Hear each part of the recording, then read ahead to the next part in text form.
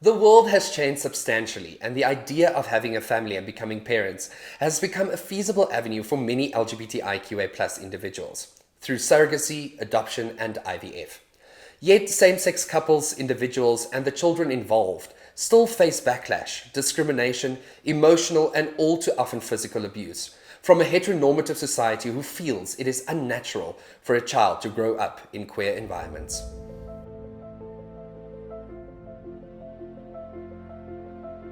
Welcome back to another episode of WQMD, and I am super excited for today's episode. We are talking queer parenting and adoption, and on the couch with us we have Gopala Davies and our very own director, Mr. Jennis Williamson.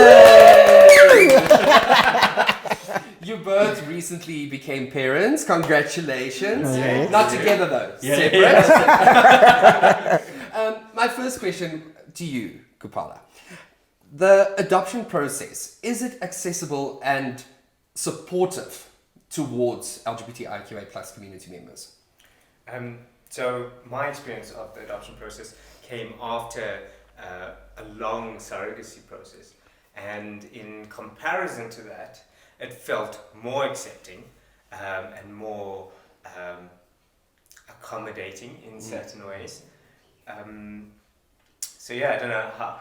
We'll maybe go deeper into the surrogacy just now, but in terms of adoption, there are the subtle little obstacles.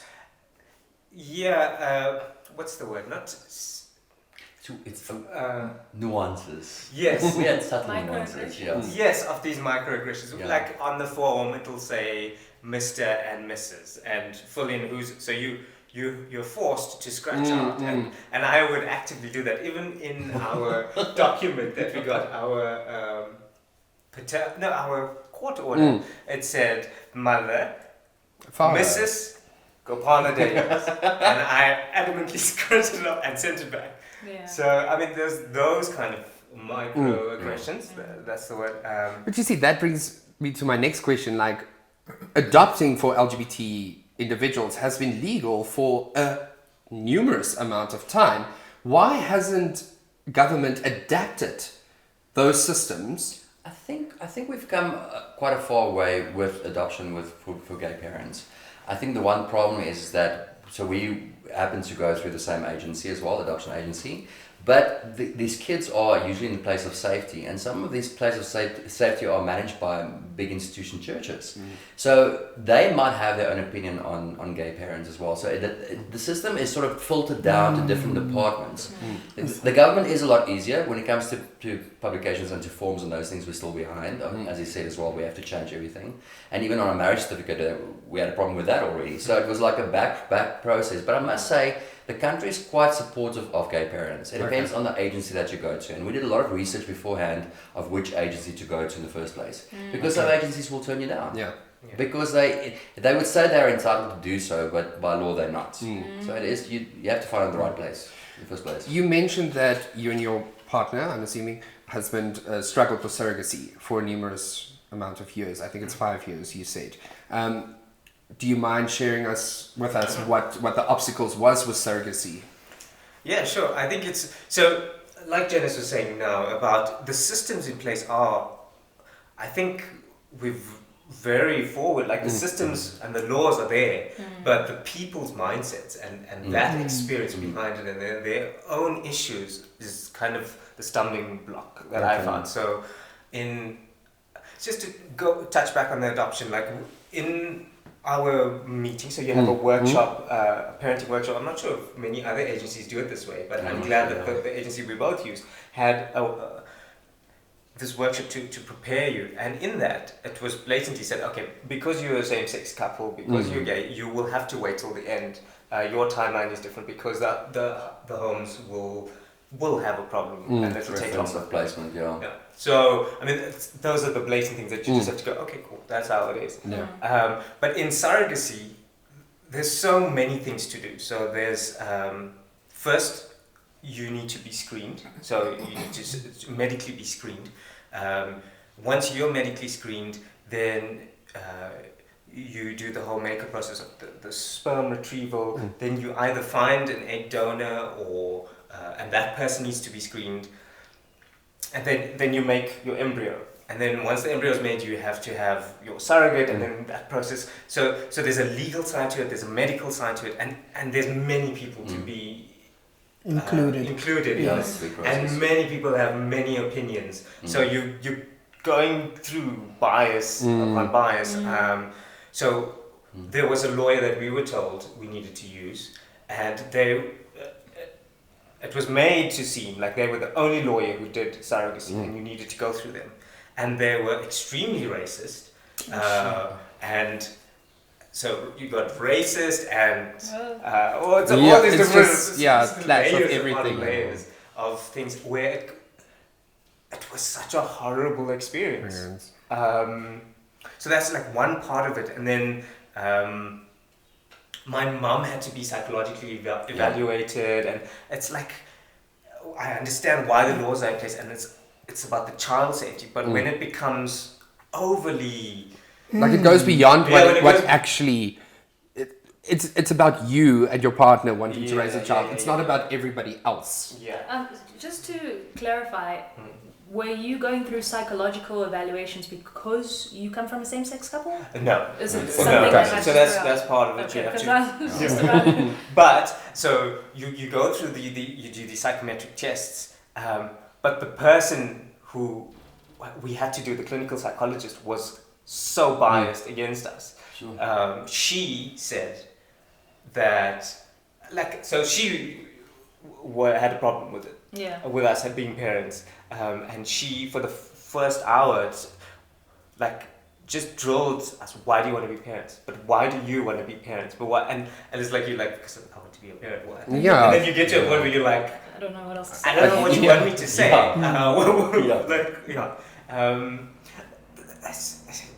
Got to a point where we had paid the lawyers in full, and the lawyers said that they don't believe that we have the money we say. It's like, how does that have to do with having a child? So it's just people made it hard in the process. And so for adoption, the people that we both used, I felt were much more professional. They knew what they were doing, and they kept, you could see that they had their own opinions, but they kept their opinions, or they tried to be as objective as possible. They gave you a fair chance from the word go. So we went through the same thing with even with adoption. You go through this psychological screening as well. So we had those sessions with the counsellors.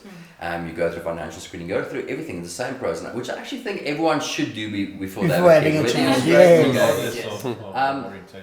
But I think what they did as well is they gave everyone a fair chance. So you get sort of chosen based on everything that checks out your Form 30s, which means that you are not a sexual predator, which you have to get from government, your police clearance, all those things. So the process felt a little bit easier. Okay. And we were quite honest from the first interview that we had. We said, we're not going to pretend that we're something else. We are a gay couple, and this is exactly who we are. So it made it easier to have it up front and say, this is who we are. And we have to, even with our profile we put together, we made very clear that we are a same-sex couple, and this is what we want to do. So it's been like, our process wasn't difficult. I think when it comes to governmental things with getting forms and those things, it's a long process. But it wasn't as difficult. But even with opinions, although they would say to us that certain places would have strong opinions, I was then very verbal about that and saying they can have opinions, but it's illegal. So I was sort of that activist from the word go. But the process wasn't too difficult. You mentioned your mother, so I want to touch on family. It's also always a big change when somebody adopts a child. I mean, your life changes irreparably, as I'm sure you can testify, Jen. I can't hear you because I haven't slept. But has your immediate family been supportive of you adopting? I think you can go first with this. I've been fortunate that they've been very supportive, very excited. They've been with me through the process, with us through the process. And yes, I've had lots of support. Okay. Jane? We were very specific from the word go. We had no preference when it came to sex and to gender or to race of our child. So even when they phoned us and said that we have a boy, we forgot to ask. And it doesn't matter to us. And like an hour later, our social worker phoned us back and said, oh, it's a black boy, by the way. And I've been keeping my family in the process the entire period, but the reality of having a black child in my family was very difficult, and it's still very difficult. So I have no relationship with my parents at this stage. So it's a little bit tough on that one. But out of that comes a lot of blessing, because my sister, who's in Pretoria, and my brother, who's in Welkom with his family, they were there from the word go. So that built that relationship, which I didn't necessarily have all the time. Yeah. And I think my parents at this stage, my main priority is my son and my husband. So if you have collateral damage, it sounds horrible to us, like my parents are collateral damage, but if you have that, it's for the well-being of my son. Yeah. Well, the one thing I did realize when I became a dad as well is that our country is really broken. And I know we're trying a lot of things to fix our country and perception and all those things, but it's not there yet. And I think this has to start from a ground level, where you sort of build people up and explain to young kids, because we've had experience as well with little white kids in Pretoria that don't know how to respond to our son. Because I always say that idiots breed idiots. And I don't want to be that idiot that breeds another idiot. So I want to include people from the word go with regards to my son Sky. But it's been a difficult thing with my parents. I'm not saying that they will be fine in 2 months or 3 months' time. And I do believe that if they do come around, they will have to work extremely hard to fit into our society and our culture. That's pretty much it. But I think a lot of people go through that. One of the couples that went through the process with us as well has got a very similar journey. And it's nice because now I have support in that as well. So we can discuss and say, what did your parents say? This is what my parents said. And I think that when it comes to, especially to racism and same with homophobia, all these things, sometimes it's so deep rooted in people they don't even realize that it's there. And I think when you have a son as well, you then realize that you have to sort of address it from the word go and say, this is what your thought process is, let's address this level by level. When I came out as well, I had a clear indication in my mind that I've been fine for 30 years as a gay man. I can't expect people to be fine in one day. And I have a black son who's my life, and I don't expect people to be fine in 1 hour. But it's also not their choice or their place to be fine with it. Absolutely. And it's like very weird. And I think in society as well, there's misperceptions about adoption as well. People always think that it's adoptions, it's kids are in bad condition or they're going to grow up to be a criminal. All this. I've heard most random stories. So I've had an instance with us where we, in our Afrikaans community as well, because we are two men, my husband looks like a tattoo from his head to his toes. So we've had people being very verbal about it towards us, but we've learned to sort of deal with it. With that being said, Jen, have you, and you, Gopala, have you ever heard anyone ask you about, will your son be gay? Because you're in a gay relationship. Have you ever had like that kind of talk? I've had it. No, about you. So I'm so opinionated. I think people are very scared. So no one's directly said it. But yeah, I mean, I'm sure there's people who think that. Like walking in the mall. Yesterday was my son's vaccines and he was crying, and walking through the mall, I had the thoughts that I hope people don't think I'm kidnapping this child in the mall. It's like, okay, cool, and then you have to like the thoughts of what other people are thinking, and so I guess people have the issues, but no one's like if people are concerned about it, that's the last thing they should worry about. Whether your child is going to be like, it's kind of messed up worrying about this individual sexuality. Like it's stupid to think. It's stupid to think that queer people raise queer children. I mean, we were all raised by straight people, and I mean, here we are. So Can I want to ask a question in terms of being a parent now? What has shifted? What's been the shift in your entire life? Okay. Let's start with you, Gopala. We were talking, and Jennis said he didn't realize how much time he had before I had a child. And that like really resonated. Yeah, that's true. I thought I was busy. No. It's like when you have to actually plan when you're going to pee. You're like, okay, I'm busy now. But it's so amazing. And one thing that shifted, being a performer, I've always struggled with my perception and how people see me, and I'm so conscious about that. And that is shifting. It's not changed, but it's shifting. I'm like, I don't care what I look like. Less. Less. It's shifting over, obviously, onto baby now. So you're not concerned about the way you're looking, but you're now more like, because you're concerned and protecting baby. Not necessarily. I think that can also be unhealthy, where you like completely forget about your identity. But it's like there are more important things in this world. Okay. I actually posted something the other day and I said that like, I've never realized how self-absorbed I was before I had a child. And in self-absorption, it's not always a negative thing. Yes. It's because you spend so much time with yourself and doing things. There's a couple of truths that I've learned through the process is that if people have kids, well, first truth is that gay people can have kids. And gay people are great parents. Yes. And because of our adoption process, I'm on so many Facebook groups with gay fathers and these fathers and across the world. So it's opened a new spectrum for me to see people with families. Where my child will grow up to see that it's normal. Because the normal word is used a lot when they speak to us as well. And then publications and children's stories, to find gay stories is incredible to see what's out there. That's one thing. And the third perception is that to realize that you will do everything for your child. So don't ever have a kid to save a marriage or to save a relationship. Because it's the most strenuous time on a relationship is having a kid. It becomes so difficult. But if you have the great partnership, because your kid will forget what you teach them, but he will feel what you feel. And that's so important that he's raised in kindness. People always ask, like we had a discussion about culture yesterday. Yeah. Apart from his culture, my main thing is he needs to be raised in a culture of kindness. That is his main culture. And then race and all those things will come into place. But he needs to be a good child. He needs to be a kind boy. And then everything else comes. Yeah. Jennis, I want to ask you, so you mentioned now Facebook and the whole community of gay dads. But did you find it difficult to obtain resources in terms of how to raise a child? Because obviously most resources will probably be mainstream. You'll be surprised actually, but Google is my friend. Google has become my friend.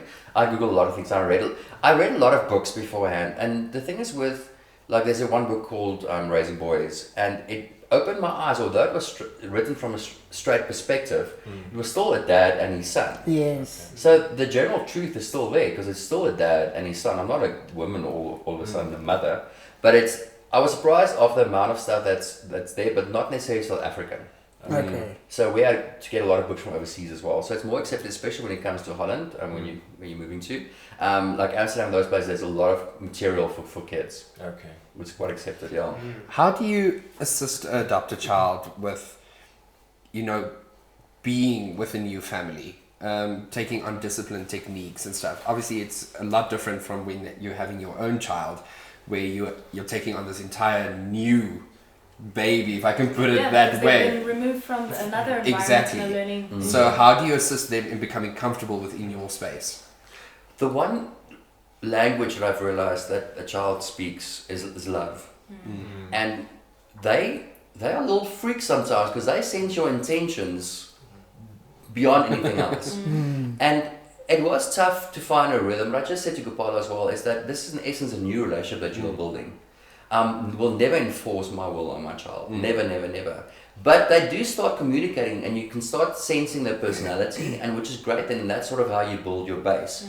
I have learned that even with my parents, we spoke earlier, that I will do everything that they did right. And I will learn from the things that they did wrong. And that's, for me, is the best way to be a parent. And yes, I make mistakes. We still make mistakes. Because it's having a child. And I think now it's still cool because he's so sweet. He's going to become a teenager and he's probably going to say that he hates us at one stage. Be locked in his room the whole time. And then we'll deal with that process. But the one thing I've realized as well is to take every single day as a new day. Because sometimes I go to bed and I feel like a terrible dad. And then I wake up and then we carry on again. But it's sometimes you have those moments where you go like, I don't know what to do. I have no idea There's what to no do. set blueprint to raise a child. Exactly. Except, Parenting for me is creating a safe space where this individual can flourish. And I think, and that kind of touches on all the questions we asked about queer parenting and what about other people thinking of a queer person raising. All of that becomes irrespective when you realize that it's about creating a context that is safe. And with that, what's hard is not putting your agenda on this person that's becoming, because that's what so often our parents did to us. Is I want you, and it's with good intention. I want you to be this person, and I know that if you're gay, if you're queer, if you're whatever, then the world is going to see you in a different way. So it's almost like this pre-planning. If this happens, then the world is going to see you. And that's where your ego really has to step back and you go, okay, there is all of that. And we're human. We're going to have aspirations. But you need to create such a safe environment. Such a safe environment that can happen. And even more so in adoption. Because this child has experienced loss. They've experienced a first initial loss, and then coming to us was another loss. This world that they knew is completely changed away. So it's about being sensitive, and like Jen said earlier, that we're so not that we're so much more prepared than other parents, but you understand, and especially going through the workshop and this process, you understand the weight of what you're doing. That you go in with preparation and you try to do your best, and we fail, but you know that at the core there's this love and there's this want to keep this child safe, and I think that is that's the most important thing. That is the most important thing, to cherish this little human being that you've been given and raising him or her or whoever they identify as, to the best possible, but like you say, in love, in kindness, in acceptance. And sorry, Tina, and to make sure that my son Sky is raised with inclusion as well. So we make sure now that he has certain tribe members or people around him that will always be part of different communities. So if you raise a kid with inclusion from the word go, it will never be something foreign to them. So it's important that he will have friends who come from a surrogacy same-sex background or from interracial couples or maybe a lesbian couple or whatever. It's important for him to have all those different factors, and we made very clear of that from the word go. My world became very small since the moment we had Sky. So I have a lot of people that I know and a lot of friends and everyone's there, but my immediate world became so small. Because you create this little cocoon as well of protection, because the first couple of months is so important. Like I think you guys as well had a 2-week sort of break when you came in and just isolated yourself. And it's so important for that bonding process to happen.